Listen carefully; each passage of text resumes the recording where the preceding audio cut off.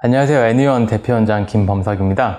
오늘은 그 색소질환, 특히 흑자, 검버섯에 대해서 한번 얘기해 보려고 하는데요.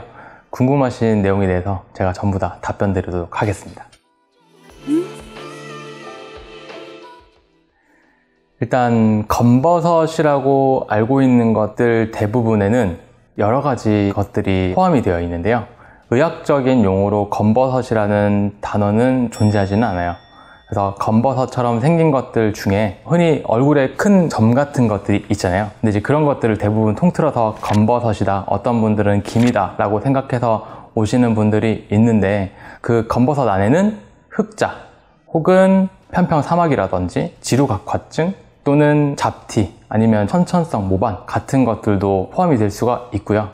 다만 검버섯 카테고리 안에는 정확하게 그런 것들이 다 들어가지는 않지만, 그냥 검버섯으로 알고 병원에 내원하셔도 병원에서 흑자라든지 이런 것들을 다 구분해서 치료를 들어가기 때문에 내가 이거를 흑자인지 검버섯인지 먼저 구분을 해야 되냐, 그런 것들은 크게 중요하지 않다고 생각이 됩니다. 다만 정말 정확한 흑자, 얼굴에 정말 동그란 큰 반점 같은 것들이 있을 때 그걸 흑자로 한 번쯤 의심해 볼 수는 있다 라는 정도로 얘기를 드리고 싶네요.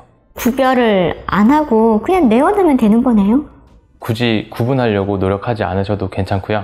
병원 와서 정확한 진단을 받아보시는 게 좋은데, 이게 색소가 여러 가지가 같이 섞여 있는, 혼재되어 있는 경우도 많기 때문에 병원에서도 의사 선생님께서 이게 확실한지 아닌지 모를 가능성도 있어요. 정말 레이저 치료를 해봐야지 색소의 성질이 어떤지 정확하게 알 수 있는 경우가 있거든요. 그래서 병원 와서 정확하게 진단을 받아보시고 요거 치료가 어떻게 흘러가는지 상담을 한번 먼저 받아보시는 게 가장 좋을 거라고 생각합니다. 손등이라든지 얼굴에 동그란 반점 같은 것들이 생기는 거를 이제 검버섯이라고 생각해서 오시는데, 앞서 말했듯이 그런 검버섯들은 대부분 흑자 혹은 지루각화증의 일종인데요. 대부분은 노화나 아니면 햇빛, 자외선 때문에 생기는 경우가 대부분입니다. 그래서 대부분 이런 것들이 있는 분들을 보면 직업적으로 야외에서 활동을 하신다든지 아니면은 선크림을 잘 바르지 않는다든지 그런 분들이 대부분이에요. 그래서 이런 것들을 조금 예방하기 위해서는 아무래도 햇빛을 피해 주시는 게 가장 베스트라고 생각합니다.